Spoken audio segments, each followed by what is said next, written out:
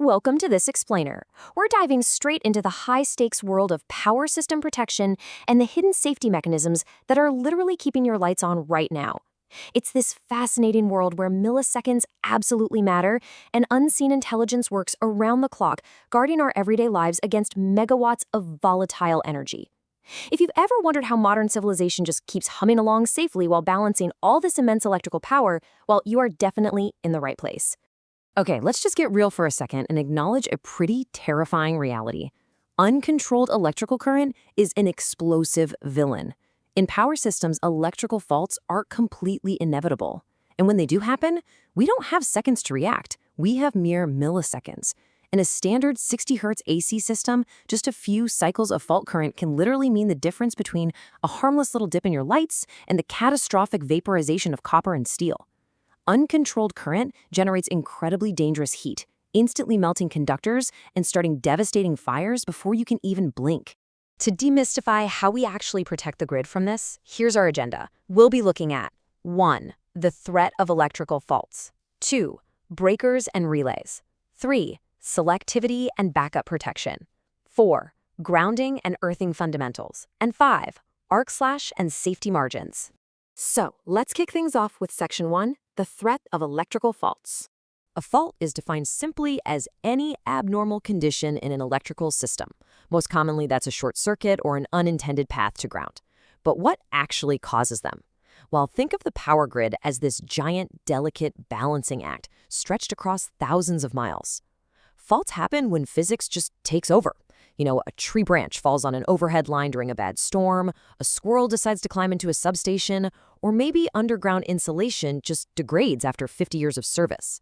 There is an entire branch of electrical engineering dedicated purely to detecting these inevitable disruptions and isolating them safely. Moving on to Section 2, breakers and relays. This is where we meet the muscle and the brains. To handle those massive disruptions, we need some serious hardware. Now, a traditional fuse is simple, right? It melts to stop the current, but then it has to be physically replaced. A modern circuit breaker, however, is a total mechanical marvel. It's designed to automatically interrupt tens of thousands of amps of fault current, safely extinguish the massive internal arc that tries to keep that current flowing, and then, here's the best part, it can simply be reset and reused. They are absolutely the brawn of the grid. Engineers actually obsess over what's called the clearing time, making sure these breakers act fast enough to protect the equipment without causing annoying nuisance trips during normal load changes.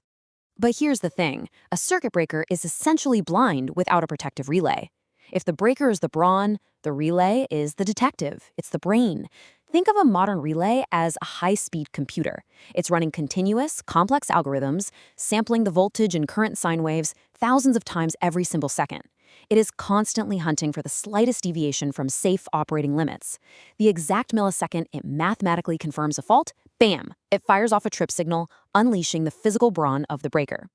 What's really fascinating is how these intelligent brains specialize into different roles to create a massive defense net.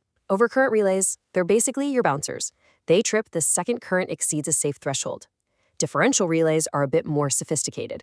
They actively apply Kirchhoff's current law. They'll monitor an entire zone, like a large transformer, and ensure the exact amount of current entering is exactly what's leaving. Any mismatch? That means current is escaping internally and they trip instantly. And then you have distance relays, which literally calculate electrical impedance on the fly, dividing voltage by current to pinpoint the exact physical location of a fault that might be miles down a long transmission line. Now, historically, this incredible logic was achieved using purely mechanical parts. We're talking spinning induction discs and magnetic coils physically moving to close a contact. Crazy, right? Today, modern protective relays are almost entirely digital, microprocessor-based computers, and this is a massive leap forward. These digital brains offer lightning-fast decision-making, way better accuracy, and immense flexibility. Plus, they store detailed oscillography data. It's essentially a black box recording of the voltage and current sine waves. This gives engineers unmatched diagnostic capabilities to see exactly what happened down to the literal millisecond after a fault occurs. Let's transition into Section 3, selectivity and backup protection. These protection systems are built around a really critical concept called selectivity.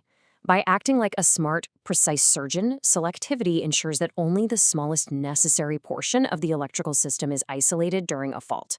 Think about it. If a transformer blows at the end of your street, selectivity makes sure only your specific block goes dark. It stops the system from tripping a massive breaker back at the main substation and unnecessarily knocking out power to the hospital 3 miles away. To pull off this surgical precision, engineers rely on time current curves, or TCCs. During these incredibly careful coordination studies, they map out the response times of every single protective device on overlapping logarithmic charts. They have to guarantee this exact sequence happens flawlessly.